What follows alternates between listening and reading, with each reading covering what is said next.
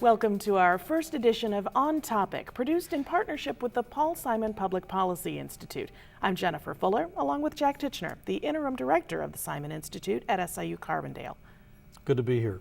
We're really excited about this new opportunity, Jennifer, to showcase the expertise of our faculty and staff at the Institute, John Jackson and Linda Baker, of course, and our friends from political science, Tobin Grant and Todd Graham from the Saluki debate team, and we're really looking forward to this new run on WSIU. Quite a topic to get started with this week. Governor Bruce Rauner had decided to sign House Bill 40 this week. It's got huge political implications for him. Indeed. This was a political hot potato for the governor from the very beginning. So either way he decided on this, he was going to make a lot of people mad. And when he came out to actually do the news conference, he looked very, very uncomfortable.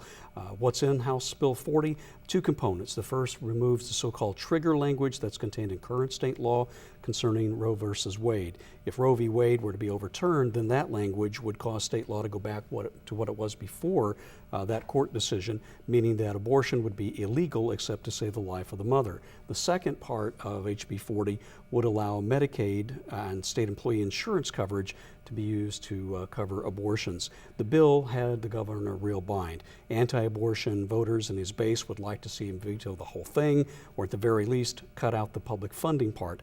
Abortion rights voters who supported him because he didn't have a social agenda wanted him to sign it.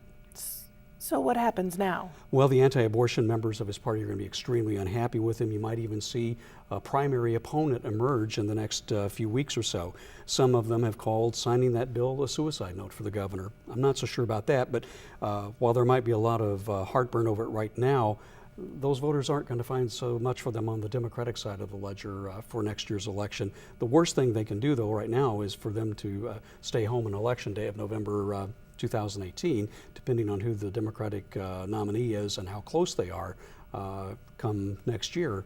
That might be a factor. Very difficult decision here when we look at some other news that came out this week. Good news for Governor Rauner's agenda. Yeah, the Supreme Court has agreed to hear an appeal on an Illinois case that deals with fair share fees that are collected by labor unions from non-union members who are covered by union collective bargaining agreements. The union argues that the unions argue those non-members are benefiting from the contracts they've negotiated, so they ought to pay for that.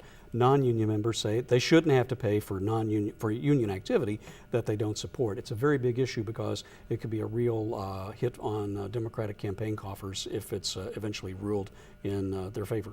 Thanks, Jack. On Topic is produced in partnership with the Paul Simon Public Policy Institute at SIUC.